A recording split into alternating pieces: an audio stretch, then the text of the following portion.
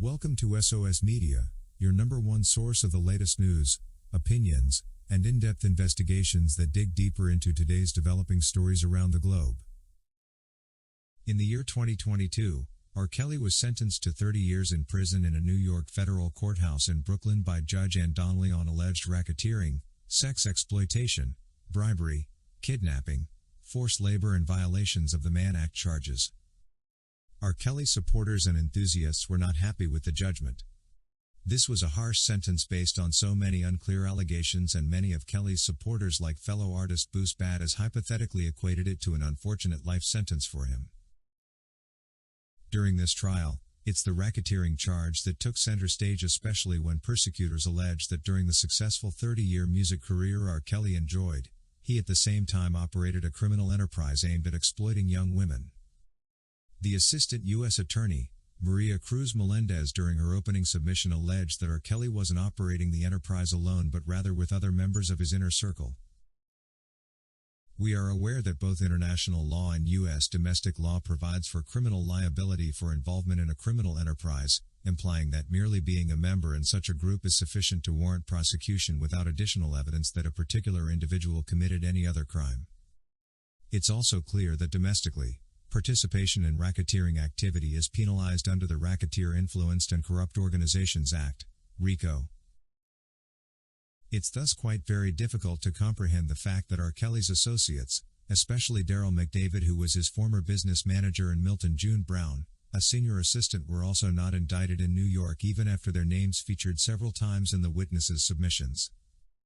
Any sane person can never stop wondering as to why R. Kelly stood trial and was charged alone, given the fact that he headed a criminal enterprise. We thus find it difficult not to believe that this was a witch hunt just targeting R. Kelly as an individual and no one else. What further raises our eyebrows is the fact that the two federal charges in Brooklyn, New York and in Chicago were not combined. This is a rare scenario, but it was unfortunately seen as the preferred choice when it came to trying R. Kelly. To date, no one from the federal government has tried to give this an explanation. It is also equally unusual to hear of a racketeering case where the organizing members were left out of the trial process. But this again surprisingly happened to R. Kelly. Easy to note is the fact that had Chicago dropped the second case against R. Kelly, it would mean that McDavid and June Brown would have never entered any courtroom. These suspected enablers of the alleged accusations and coordinators of the alleged enterprise were acquitted of all charges. I also strongly believe that the government has had noticeable loopholes in handling R. Kelly's allegations. Some of the witnesses should be investigated and charged for telling lies about him. It is also obvious that some parents of the alleged victims willingly provided a leeway for their daughters to reach R. Kelly and on most occasions lied about their ages. All they were targeting was R. Kelly's money and nothing more. Enterprise or not, I still have the belief that R. Kelly will win his appeals and be freed from serving sentences he doesn't deserve. All people in their normal thinking capacities will find it very difficult to comprehend the fact that federal prosecutors in the U.S. District Court in Chicago asked a judge to give the king of R&B, R. Kelly, an additional 25 years in jail for his convictions in Chicago. What remains even more perplexing is the fact that the government prosecutors were requesting the judge to give R. Kelly an extra 25-year sentence, after he fully completes the 30 years he was sentenced to in the New York case. R. Kelly's lead lawyer Jennifer Bonjean had otherwise requested that the sentence be less than 10 years and be served simultaneously with that of Eastern District of New York. If what the prosecutors were calling for had been honored, then it will have been more of a life sentence for R. Kelly than anything else. On its own, it would be crazy for the judges to accept these ill-hearted requests. I don't think that R. Kelly would ever deserve celebrating his 100th birthday in prison. The government prosecutors then claimed that R. Kelly posed a threat to society, and thus needed a sentence that would retain him behind bars for life to make sure he doesn't reoffend were completely unfounded. R. Kelly's lead lawyer Jennifer Bonjean earlier referred to statistical data showing that the average life expectancy of an inmate in a U.S. prison is 64 years, and so R. Kelly as expected has to beat all these statistical odds in order to leave prison alive. It nevertheless would have been absolutely not logical to compound all this with consecutive year additions. R. Kelly, who is black, deserves a lesser sentence than proposed by the prosecutors, Bonjean reasoned.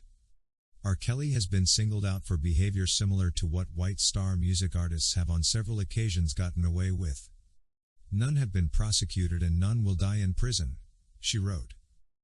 What is even more tantalizing and probably a substantial sign of injustice is that the prosecutors for sure knew that 25 years are even more than what the sentencing guiding principles recommend.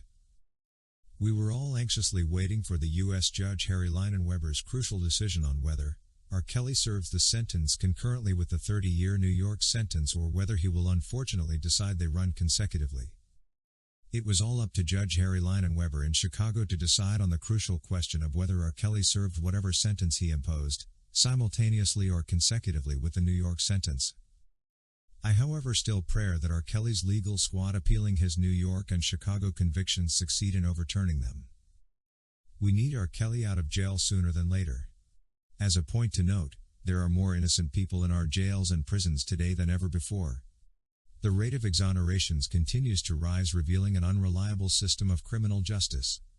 A lack of accountability for police and prosecutors, reliance on junk science or mistaken eyewitnesses, and the indigent defense crisis are major contributors to wrongful convictions that have undermined the credibility of our system and ruined the lives of innocent men and women. A conviction may be classified as wrongful when a person convicted is factually innocent of the charges or if there were procedural errors that violated the convicted person's rights. More than half of wrongful convictions can be traced to witnesses who lied in court or made false accusations. In 2018, a record number of exonerations involved misconduct by government officials. The strength of our criminal justice system depends on its accuracy and its ability to convict the guilty and to clear the innocent.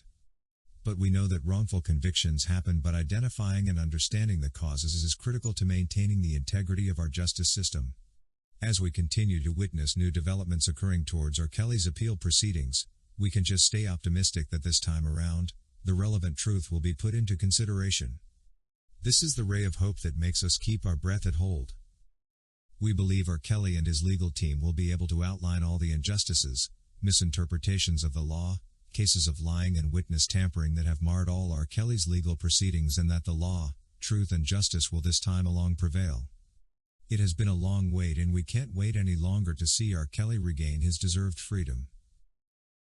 Thank you for watching today's video brought to you by SOS Media.